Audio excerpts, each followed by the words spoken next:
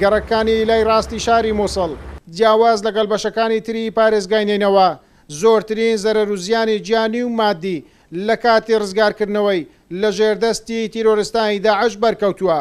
185 خان و باڵەخانەکانی گەڕەکەکان داڕوخاون.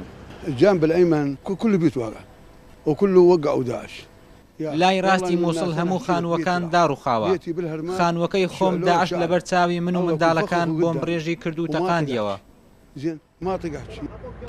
لای ڕاستی مووسڵ جگەلەوەی هاوڵاتیان بەهۆی شەڕەوە خانووەکانیان زیانی زۆری بەرکەوتووە. تیرۆریستانی داعش بە هەزاران ئۆتۆمبیلی هاوڵاتیانشیان سوتاندووە.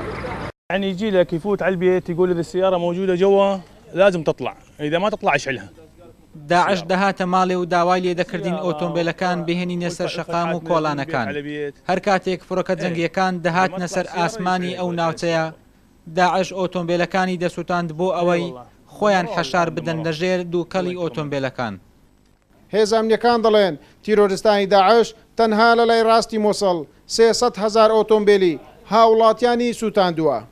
يحرقونه لغرض الطيران على اساس الطيران ما يشوف يسوون دخان اسود. ئۆتۆمبیلەکانیان دەسووتاند بۆ ئەوەی ئاسمانی ناوچەکە پڕ بێت لە دووکەڵ تاوەکو فڕۆکە جەنگیەکان نەیان بینن. بەپێی ئەو ئامارەی ئێمە لامانە داعش لە بەشی خۆر ئاوای مووسڵ نزیکەی 300,000 ئۆتۆمبیلی هاوڵاتیانی سوتاندووە. تا ئێستا دیار نییە حکومەتی ناوەند زیان لێکەوتوانی شەڕی داعش قەرەبۆ دەکاتەوە یاخۆت نا.